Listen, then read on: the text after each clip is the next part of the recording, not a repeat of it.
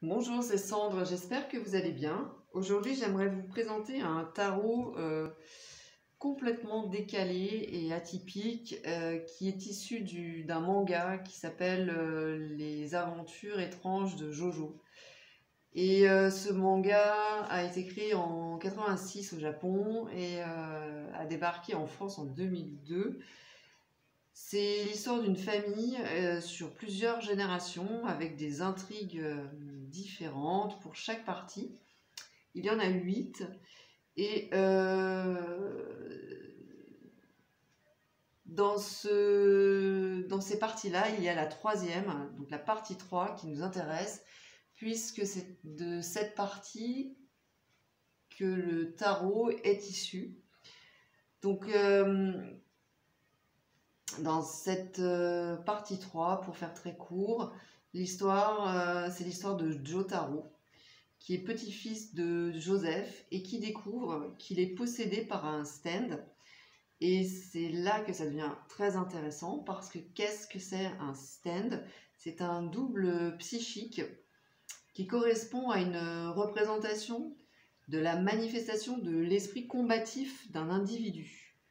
Alors, pour faire plus simple, ça correspond à une force, à une puissance que l'on possède. Et c'est un pouvoir élémentaire fondamental qui est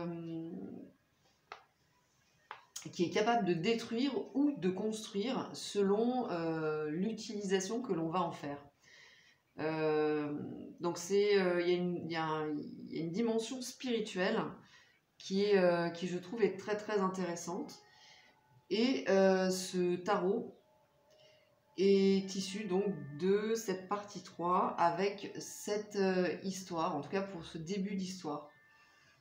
Donc le tarot de Jojo a 22 lames majeures uniquement et les lames de ce tarot sont illustrées par des personnages de la saga dont les énergies correspondent à chaque énergie d'une lame du tarot.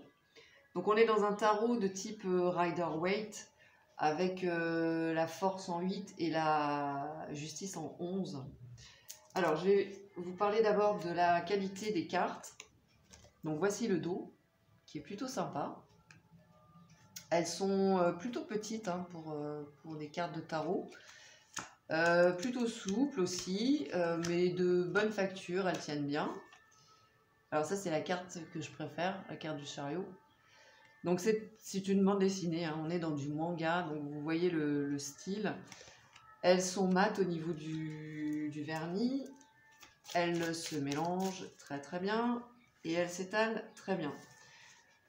Avec les lames du tarot, il y a également 9 divinités égyptiennes qui sont en lien avec l'histoire hein, de la partie 3. Je vous les montrerai rapidement tout à l'heure. Donc au niveau du tarot, on va suivre la symbolique du rider, évidemment avec des illustrations complètement déjantées, mais qui respectent tout de même la symbolique du tarot. Donc on a bien les anges, la trompette pour le jugement, la lune pareil, donc les deux loups, les deux chiens qui hurlent, l'eau. Alors évidemment, c'est un jeu à prendre avec beaucoup d'humour.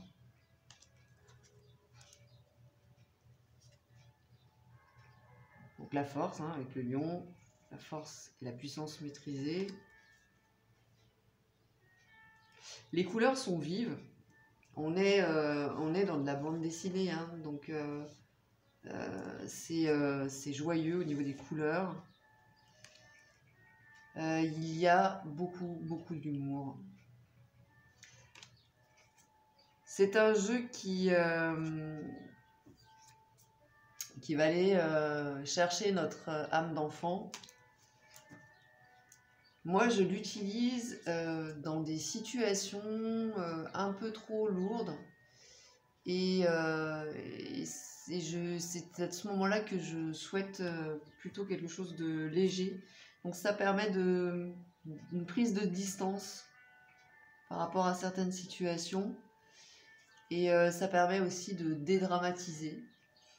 Donc cette carte représente le héros de la partie. Donc Jotaro. On peut aussi l'utiliser pour aller travailler sa part d'ombre, pourquoi pas, puisqu'il y a beaucoup de monstres. Moi, je le vois plutôt comme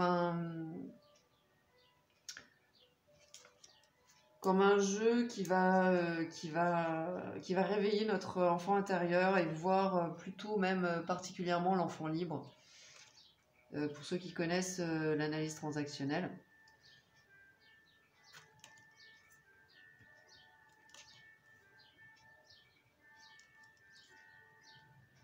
C'est un jeu excentrique, décalé, coloré, original,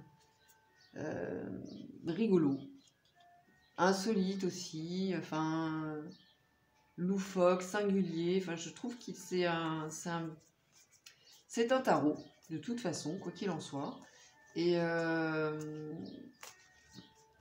qui met un peu d'humour et d'originalité dans les illustrations et puis dans la pratique aussi. Donc j'aime beaucoup la légèreté en fait que nous propose ce jeu.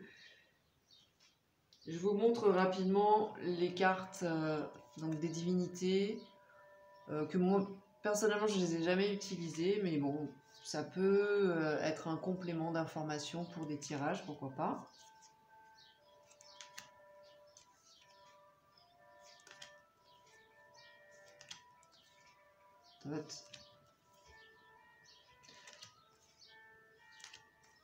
Et puis Horus.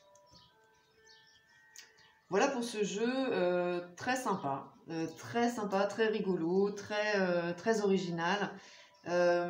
S'il y a des fans de ce manga, n'hésitez pas à me donner des informations sur les personnages qui sont représentés dans chaque lame, enfin sur chaque lame. N'étant pas une fan de la série, c'est-à-dire que j'ai découvert le manga avec le tarot. Donc pour les fans, n'hésitez pas à nous donner plus d'informations si vous le souhaitez. Et puis pour tout le monde, j'espère que cette vidéo vous aura intéressé. N'hésitez pas aussi à me donner vos avis, oui, sur ce jeu, si vous le souhaitez aussi. Et je vous dis à très bientôt. Merci, bye bye.